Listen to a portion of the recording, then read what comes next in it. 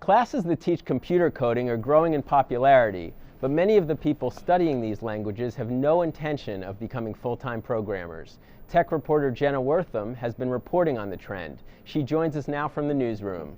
Hey, Jenna. Hey, good morning, Peter. How are you? So, very interesting story, and I want to read a quote from it that kind of sets it up. You say, to be successful, or rather someone else says, to be successful in the modern world, regardless of your occupation, requires a fluency in computers. It is more than knowing how to use Word or Excel, but to how to use a computer to solve problems. So is that what's behind this trend, why people are suddenly signing up for classes, how to learn to code the internet? I think so. I think our story is looking at people who feel that having a basic set of skills around programming or coding is sort of akin to knowing Microsoft Word or PowerPoint or having a high word per minute, as important as that might have been a few decades ago. Huh.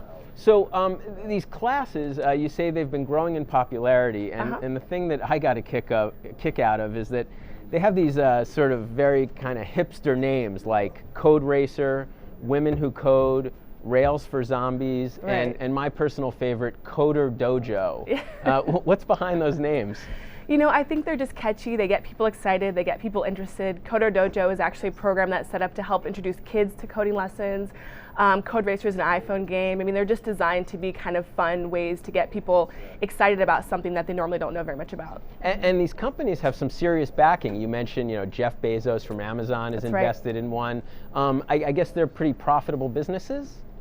Well, not yet. I mean, they're still fleshing that part out. I mean, most of them are offering these lessons for free, and they're hoping that, sometime down the future they can attach a back-end service where they can pair people who've successfully completed certain lessons in programming with recruiters. So maybe that could be a service towards the end that they could monetize. But most of these lessons and classes are available for free, that are on the web. Mm-hmm. And your story raises an interesting criticism of these classes. I think the analogy is when you learn a foreign language, people say you really have to immerse yourself in the culture and, say, live in the foreign country that speaks that language. Similarly here, there are some critics that say, oh, you learn some of the basics of computer programming, right, but you really don't have a practical knowledge, and it sort of leaves you empty at the end of the day.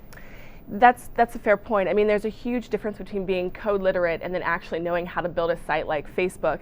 So some of the backlash towards the proliferation of all these classes and sites has been that the lessons aren't in context and they're not really project-based, and people don't really learn how to put those simple commands that they're learning how to write kind of into an actual workable context. So the founders of these services have been trying to adapt to some of those critiques and actually make the lessons a little more object-oriented or structure them in a way that they actually learn how to build simple websites or simple services. But I did find it compelling that, I think you quoted one woman who works for a mutual fund company who said, this is like building block stuff right now. I just can't learn how to use the phone or even a word processor. Like, I have to learn how to build websites, and this is kind of key to my job. So people are increasingly finding that?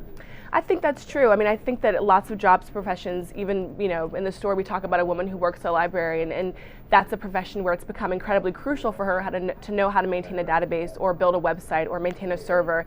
And so she's even finding that that's a crucial skill as a modern office worker, just to sort of have a basic understanding of how the web works. Jenna, thanks so much for coming on. My pleasure.